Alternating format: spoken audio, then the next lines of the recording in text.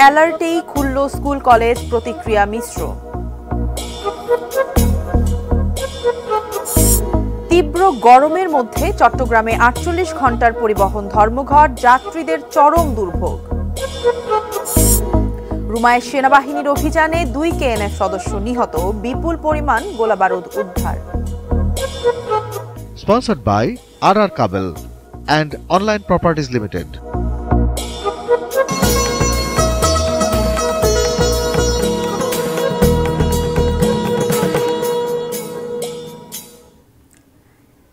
দেখছেন ATN news. সারা দেশের সর্বশেষ খবরাখবর নিয়ে এটিএন নিউজের নিয়মিত আয়োজন দেশের খবরে আমন্ত্রণ জানাচ্ছি আমি মারিয়া শিমু। শুনছিলেন সংবাদ শিরোনাম, এবারে বিস্তারিত। এছাড়াও দেখবেন কিশোরগঞ্জের দান টাকা কোথায় যায় এই নিয়ে একটি বিশেষ প্রতিবেদন। চলমান তাপপ্রবাহ অব্যাহত থাকায় সারা দেশে আবারও ৩ দিনের হিট অ্যালার্ট জারি করা হয়েছে। আবহাওয়াবিদ হাফিজুর রহমানের স্বাক্ষরে এই সতর্কবার্তা জানিয়েছে আবহাওয়া অধিদপ্তর। তবে এ দফায় বাদ পড়েছে সিলেট অঞ্চল, কারণ সেখানে প্রায় প্রতিদিনই রয়েছে বৃষ্টির আভাস। ৪ দফায় ৭২ ঘন্টা করে হিট অ্যালার্ট জারি করে আসছে আবহাওয়া অধিদপ্তর। সবশেষে ২৫শে এপ্রিল ৭২ ঘন্টার তাপপ্রবাহের সতর্কবার্তা জারি হয়েছিল, যার মেয়াদ শেষ হয়েছে গতকাল। কিন্তু গরমের তীব্রতা না কমায় আজ সকাল থেকে ৫ম দফায় নতুন করে ৭২ ঘন্টার হিট অ্যালার্ট জারি করা হলো।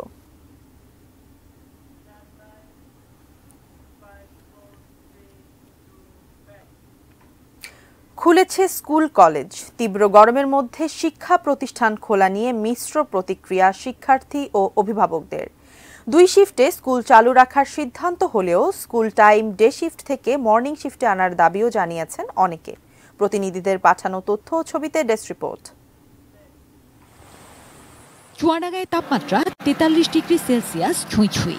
ঝলসানো রোদে বিপর্যস্ত জনজীবন, ঘরে বাইরে কোথাও শান্তি নেই। এমন অসহ্য গরমের মধ্যেই দীর্ঘ ছুটির পর খুলেছে স্কুল।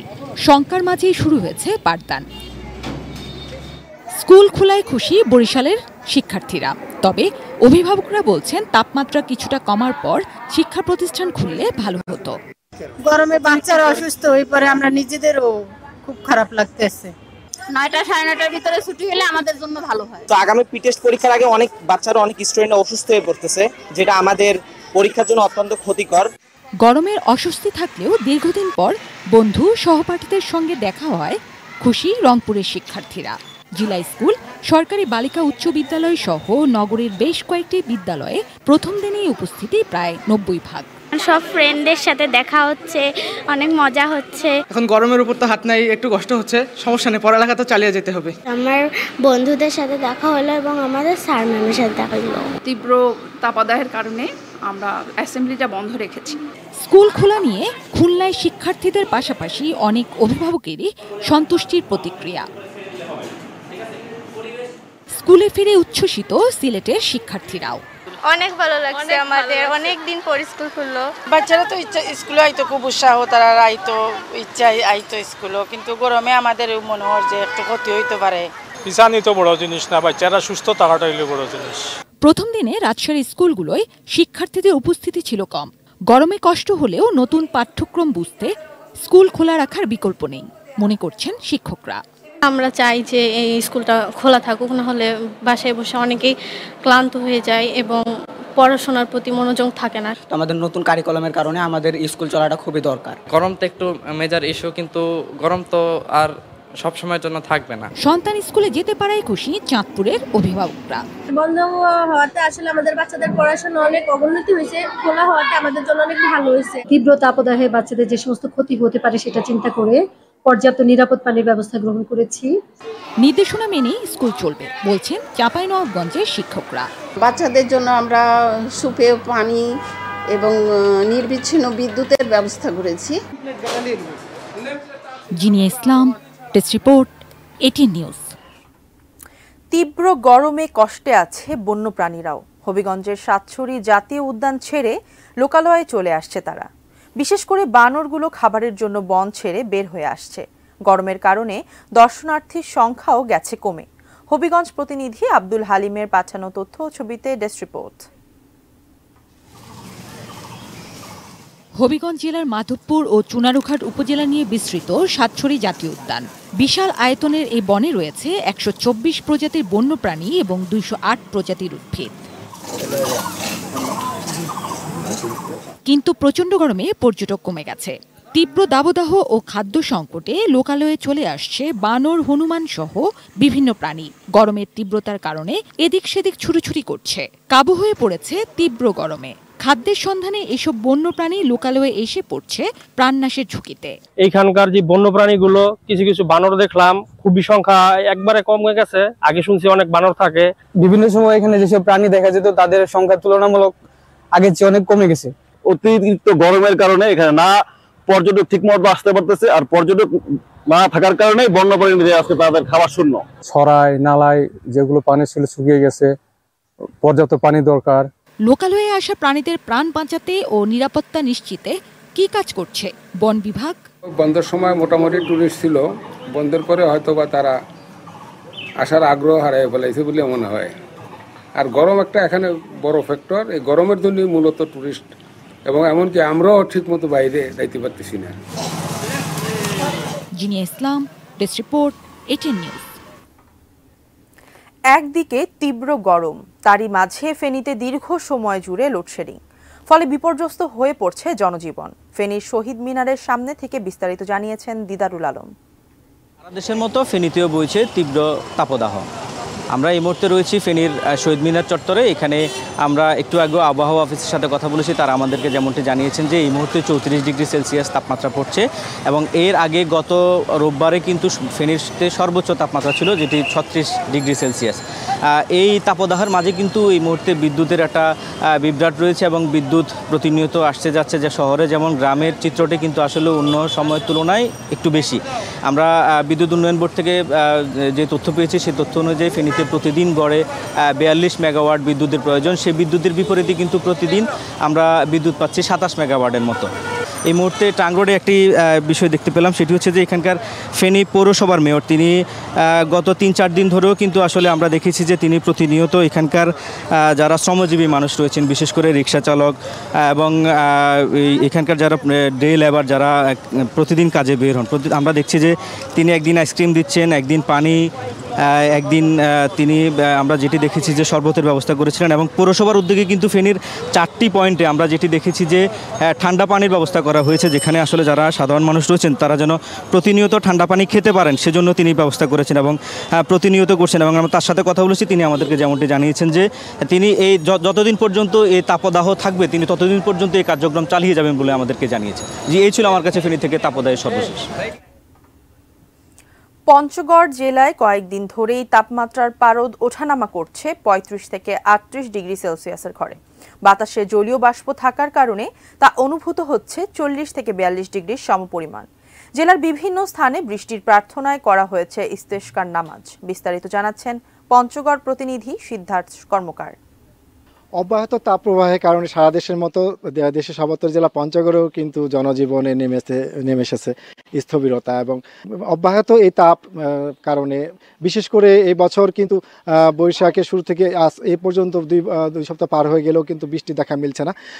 বিশেষ করে এই কারণে কিন্তু জনজীবনে নেমে এসেছে চরম ভোগান্তি, এবং সাধারণ মানুষ, খেটে খাওয়া মানুষ তারা কিন্তু চরম বিপাকে পড়েছেন। এবং কৃষিক্ষেত্রে কিন্তু দেখা গিয়েছে যে কৃষি বিভিন্ন রকমভাবে কিন্তু ক্ষতিগ্রস্ত হচ্ছে কৃষি, বিশেষ করে বাদাম ক্ষেত এবং মরিচ এবং ভুট্টা এগুলি কিন্তু চরমভাবে পড়েছে। এবং এ কারণে কিন্তু পঞ্চগড়ের যারা সাধারণ মানুষ তারা কিন্তু চাইছেন যে বৃষ্টি যেন আসে। তো এই জন্য দেখা গিয়েছে জেলা বিভিন্ন জায়গায় কিন্তু ইতিমধ্যেই বিভিন্ন জায়গায় ঈদগাহ ময়দানে কিন্তু ইস্তেস্কার নামাজ, বৃষ্টির জন্য প্রার্থনা সেটি কিন্তু করা হয়েছে। এবং বিভিন্ন জায়গায় আমরা দেখতে পেয়েছি যে ব্যাঙের বিয়ে সহ বিভিন্ন রকমভাবে স্রষ্টার কাছে যে বৃষ্টির জন্য যে প্রার্থনা সেটিও কিন্তু করা হচ্ছে। সাধারণ মানুষ তাদের কিন্তু গরমে তারা কিন্তু হাঁসফাঁস অবস্থা, এবং তারা চাইছেন যে স্বস্তির বৃষ্টি। চট্টগ্রাম প্রকৌশল ও প্রযুক্তি বিশ্ববিদ্যালয় চুয়েটের সামনে বাস পোড়ানোর প্রতিবাদ সহ 4 দফা দাবিতে চট্টগ্রামে চলছে 48 ঘন্টার পরিবহন ধর্মঘট। সকাল 6টা থেকে বৃহত্তর চট্টগ্রামে মালিক শ্রমিক ঐক্য পরিষদের ডাকা ধর্মঘট শুরু হয়। বন্ধ রয়েছে দূরপাল্লার সব যানবাহন, তবে শহরের মধ্যে স্বাভাবিক রয়েছে গণপরিবহনের চলাচল। গতকাল চট্টগ্রাম আন্তজেলা বাস মালিক সমিতি কার্যালয়ে ধর্মঘটের ঘোষণা দেন গণপরিবহন মালিক শ্রমিক ঐক্য পরিষদ। গত 22 এপ্রিল চট্টগ্রাম কাপ্তাই সড়কে বাসের ধাক্কায় 2 চুয়েট শিক্ষার্থীর মৃত্যুর ঘটনায় 10 দফা দাবিতে আন্দোলন শুরু করেন শিক্ষার্থীরা। আন্দোলন থামাতে 25 এপ্রিল বিশ্ববিদ্যালয় বন্ধ ঘোষণা করলে ক্ষুব্ধ হয়ে 3টি গণপরিবহনে আগুন ধরিয়ে দেয় তারা।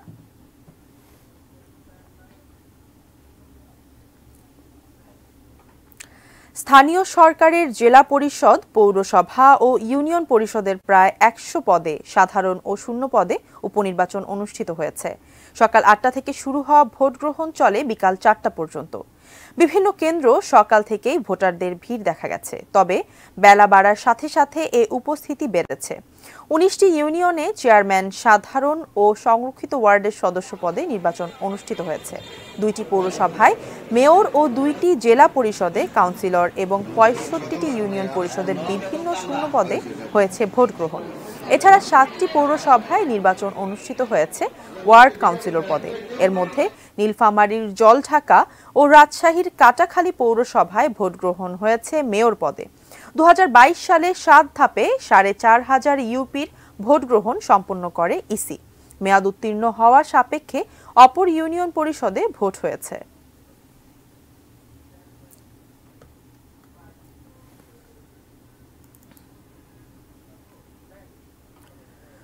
বান্দরবানের রুমায় সেনাবাহিনীর অভিযানে কুকি চিন ন্যাশনাল ফ্রন্ট কেএনএফ-এর 2 সশস্ত্র সন্ত্রাসী গুলিবিদ্ধ হয়ে নিহত হয়েছেন। আটক করা হয়েছে আরও 2 জনকে। ভোরে রুমা উপজেলার দুর্গম রেমাকফ্রি প্রাংশা ইউনিয়নের বাকতলাই এলাকায় সেনাবাহিনীর সাথে কেএনএফ-এর মধ্যে 6 ঘণ্টাব্যাপী সংঘর্ষ চলে। পরে সেখান থেকে কেএনএফ-এর পোশাক পরা 2 জনের মৃতদেহ পাওয়া যায়। উদ্ধার করা হয় 3টি আগ্নেয়াস্ত্র সহ বিপুল পরিমাণ গোলাবারুদ ও ওয়াকিটকি। ওই এলাকায় তল্লাশি চালিয়ে আটক করা হয় কেএনএফ-এর আরও 2 সদস্যকে।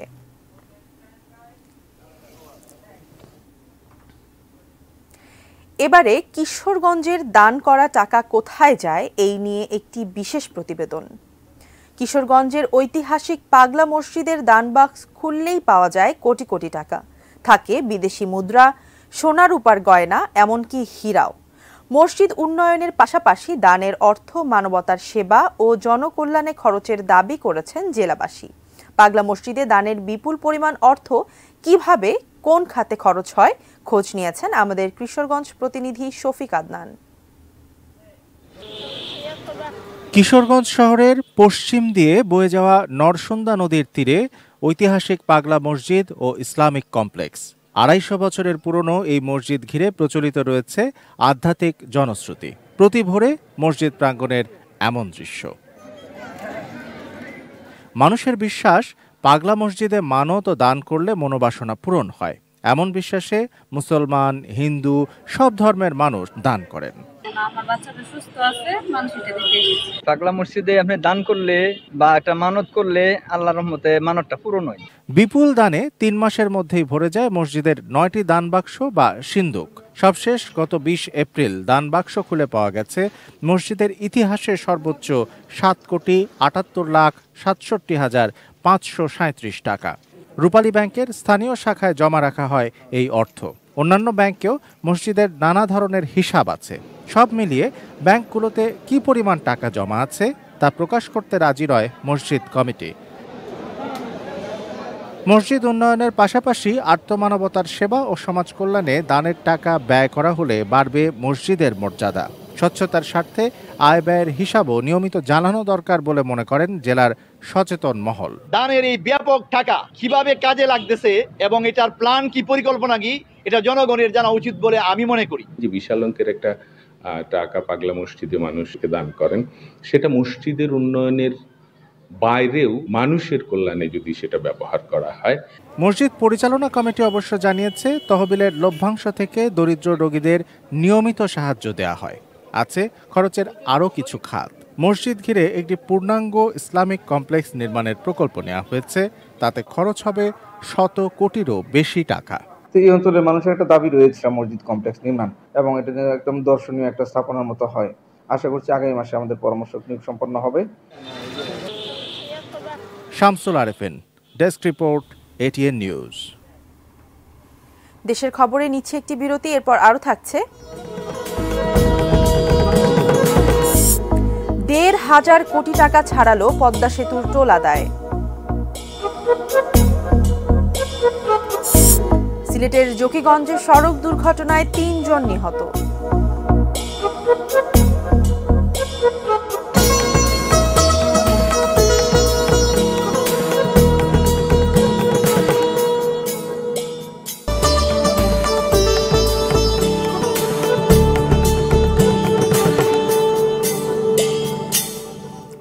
বিরতির পর ফিরে এলাম দেশের খবরে। ধন্যবাদ সঙ্গে থাকার জন্য।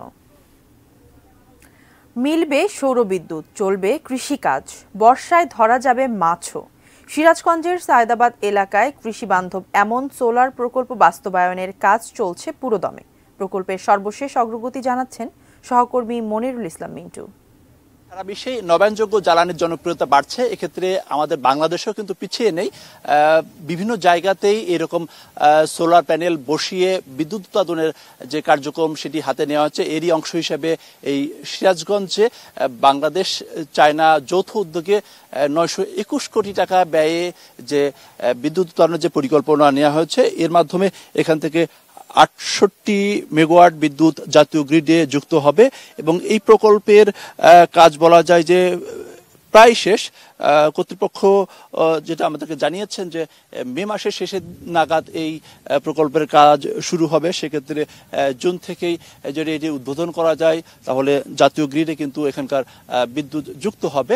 এবং এই প্রকল্প সম্পর্কে একটু জানিয়ে রাখি যে এখানে প্রায় ২৭,০০০ পিলার বসিয়ে ১.৫ লাখের উপর সোলার প্যানেল বসানো হয়েছে এবং বিশাল একটি কর্মযজ্ঞ একেবারে যমুনা আর পাড়ে এই প্রকল্প। এবং এই প্রকল্পকে ঘিরে শুধু বিদ্যুৎ উৎপাদনই হবে না, এবং কর্তৃপক্ষ আমাদেরকে যেটি জানিয়েছেন যে এখানে যমুনার পাড়ে এই ২১৪ একর জায়গার উপরে যে প্রকল্প, সেই প্রকল্পের মধ্যে তারা কৃষির নানামুখী উদ্যোগ নেওয়ার তারা পরিকল্পনার কথা জানিয়েছেন এবং সেক্ষেত্রে নিরাপদ খাদ্য উৎপাদনের যেসব পদ্ধতি রয়েছে সেই পদ্ধতি ব্যবহার করে এখানে মিষ্টি কুমড়া, শশা এবং বাঙি সহ শাকসবজি চাষের তারা পরিকল্পনা সেটি নেবেন বলে আমাদেরকে জানিয়েছেন।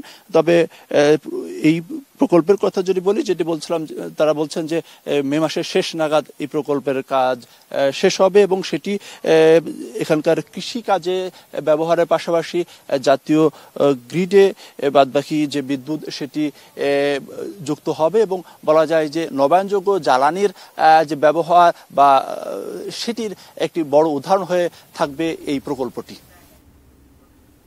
স্মার্ট লিগ্যাল এইড, স্মার্ট দেশ, বঙ্গবন্ধুর বাংলাদেশ, এই প্রতিপাদ্যকে সামনে রেখে ব্রাহ্মণবাড়িয়ায় দিনব্যাপী পালিত হচ্ছে জাতীয় আইনগত সহায়তা দিবস। এ বিষয়ে ব্রাহ্মণবাড়িয়া জেলা জজ আদালত ভবন থেকে বিস্তারিত জানিয়েছেন পূর্বাঞ্চলীয় ব্যুরো প্রধান পীযূষ কান্তি আচার্য। আজ কিন্তু জাতীয় লিগ্যাল এইড দিবস। এই জাতীয় লিগ্যাল এইড দিবস উপলক্ষে ব্রাহ্মণবাড়িয়া জেলা লিগ্যাল এইড কমিটি আজকে কিন্তু দিনব্যাপী নানা কর্মসূচির আয়োজন করেছে। সকালে কিন্তু একটি বর্ণাঢ্য র্যালি বের হয়েছে। র্যালিটি শহরের প্রধান সড়ক প্রদক্ষিণ শেষে এই কোর্টের এই অডিটোরিয়ামে এসে শেষ হয়। এখানে অনুষ্ঠিত হয়েছে একটি আলোচনা সভা। কথা বলবো লিগ্যাল এইড কর্মকর্তার সাথে। আমরা জেলা লিগ্যাল এইড অফিসে গরিব দুঃখীদের নির্বিশেষে বিভিন্ন ধরনের সুবিধা দেওয়া হচ্ছে, সম্পূর্ণটা আইনগত সুবিধা। তার মধ্যে হলো তারা এখানে এসে আইনি পরামর্শ গ্রহণ করছে তাদের বিভিন্ন দেওয়ানি, পারিবারিক সমস্যায়, ক্রিমিনাল সমস্যায়। পাশাপাশি আমরা বিভিন্ন ধরনের সচেতনতামূলক প্রোগ্রাম করে থাকতেছি যেন তারা জানতে পারে এখানে তাদের বিনামূল্যে আইনগত সুবিধা দেওয়া হচ্ছে। তিনি যেমনটি বলেছেন, এখানে দুস্থ যারা নাগরিক আছেন, যাদের অর্থ কষ্ট আছে, যাদের কিন্তু তাদের আইনগত পাওয়ার অধিকার কিন্তু তাদের রয়েছে, সেই অধিকারটি সমুন্নত করতেই জেলা লিগ্যাল এইড কমিটির মাধ্যমে তারা কিন্তু আইনগত সহায়তা পাচ্ছে। তো এই ছিল আমার কাছে ব্রাহ্মণবাড়িয়া থেকে লিগ্যাল এইড কমিটির সর্বশেষ খবর। গতকাল শনিবার পর্যন্ত পদ্মা সেতুর টোল আদায়ের পরিমাণ ১,৫০০ কোটি টাকার মাইলফলক অতিক্রম করেছে। আজ সকালে পদ্মা সেতুর সাইট অফিসের অতিরিক্ত পরিচালক আমিরুল হায়দার চৌধুরী জানান, দেশের বৃহত্তম সেতুটি চালু হওয়ার পর থেকে গতকাল শনিবার পর্যন্ত ১,৫০২ কোটি ৬২ লাখ ১৫,৯০০ টাকা টোল আদায় হয়েছে। সিলেটের জকিগঞ্জে সড়ক দুর্ঘটনায় ৩ জন নিহত হয়েছেন। শনিবার দিবাগত রাতে সিলেট জকিগঞ্জ সড়কের বারোঠাকুরি ব্রিকফিল্ড এলাকায় এই দুর্ঘটনা ঘটে।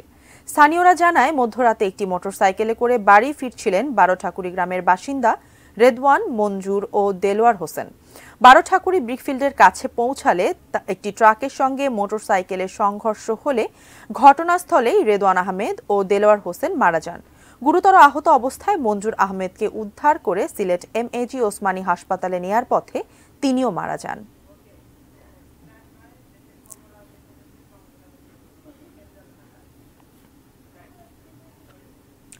দেশের খবর আজ এই পর্যন্তই। কাল আবারও দেখা হবে একই সময়ে। সে পর্যন্ত সঙ্গে থাকুন, দেখতে থাকুন ATN নিউজ।